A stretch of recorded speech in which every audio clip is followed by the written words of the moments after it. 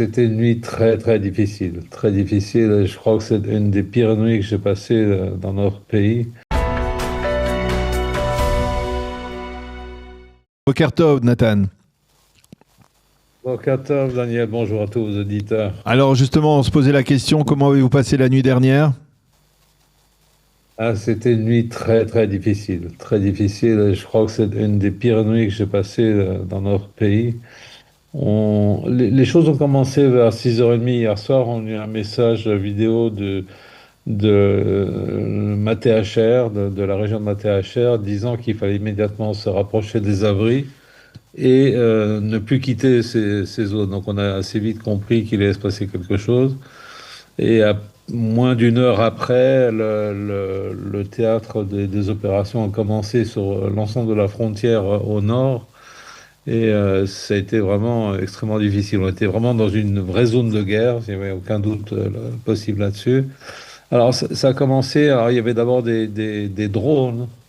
Les drones qui ont commencé comme d'habitude dans la région de Metula et qui très rapidement sont descendus vers le sud et ont longé toute la frontière jusqu'à la mer.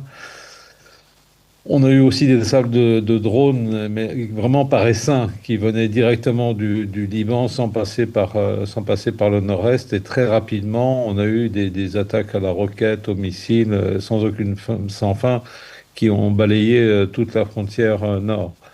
Euh, Indiscutablement, les choses avaient l'air assez bien coordonnées avec les Iraniens, puisqu'on a vu que les missiles balistiques iraniens suivaient à peu près en même temps le même chemin que les drones et les missiles balistiques ou les roquettes tirées par le Liban.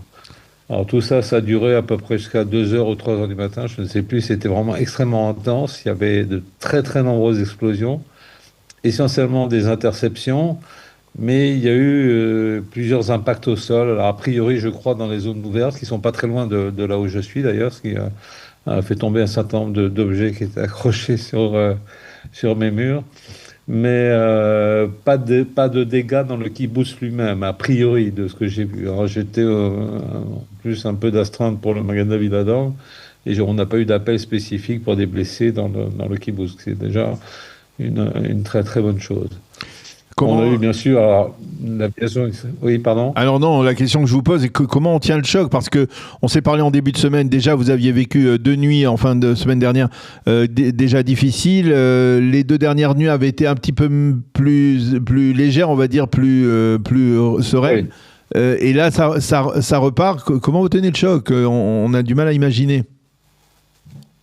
On n'a pas trop le choix. Je pense qu'on a une mission. On est là pour garder cette terre. Il faut qu'on la garde. Et le fait d'avoir été évacué en octobre 2023, c'était à l'époque pour des raisons, je pense, très sécuritaires. Il y avait un risque d'invasion de voir dans le nord ce qui se passait au sud. Donc c'est assez compréhensible. Mais du point de vue économique pour l'État d'Israël, évacuer toute la population du nord, je pense que ce serait vraiment une erreur stratégique et une erreur économique parce que les gens ne travaillent plus, ils sont indemnisés et donc on ne produit plus rien. Donc si les citoyens, si les civils israéliens peuvent participer à cet effort de guerre en montrant à nos ennemis qu'on tient le terrain, qu'on reste là et qu'ils ne nous font pas peur, et je pense que psychologiquement c'est une bonne chose. Alors c'est vrai que c'est fatigant. C'est vrai que c'est fatigant, d'autant qu'on a beaucoup d'incertitudes. On a vu beaucoup d'avions cette nuit qui passaient au-dessus. Et je veux vraiment souligner l'action de nos pilotes et de l'armée qui font un travail absolument remarquable, et qui sont vraiment d'une précision, d'une efficacité. Et j'ose même pas imaginer l'état d'épuisement de nos pilotes à l'heure actuelle, parce qu'ils font un travail à la fois en Iran et à la fois sur la frontière nord. L'élément insolite cette nuit a été que vers 2h30 du matin, on a eu des tirs intenses à la mitrailleuse lourde qui venaient d'Israël sur le Liban, donc ce qui a supposé qu'il y avait des cibles à vue de l'autre côté. Alors je ne sais pas de quoi il s'agit exactement, tentative d'intrusion ça m'étonnerait, mais peut-être des cibles mobiles de terroristes du côté de l'autre côté de la frontière, ça me paraît assez probable. Il n'y a pas une forme de Alors comment est-ce qu'on déception, tient? de Nathan, Oui. est-ce qu'il n'y a pas une forme de déception de la part de la population, de votre part en particulier, de voir que le Hezbollah, que l'on croyait considérablement affaibli, eh bien, est capable de continuer à tirer avec autant d'intensité?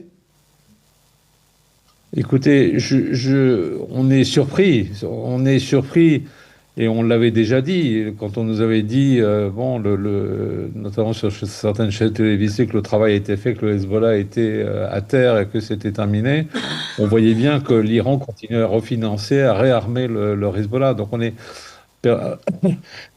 Pardon, à titre personnel, je ne suis pas très surpris de ce qui se passe aujourd'hui.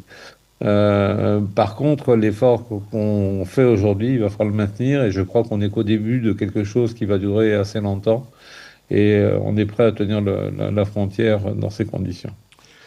Eh bien, professeur Nathan Lévy-Falk, merci beaucoup d'avoir été avec nous, d'avoir répondu à nos questions. On vous souhaite vraiment une journée apaisée peut-être aujourd'hui pour pouvoir reprendre des forces et espérer que la nuit prochaine sera plus calme et plus sereine. Merci beaucoup d'avoir accepté de répondre à nos questions à chaud.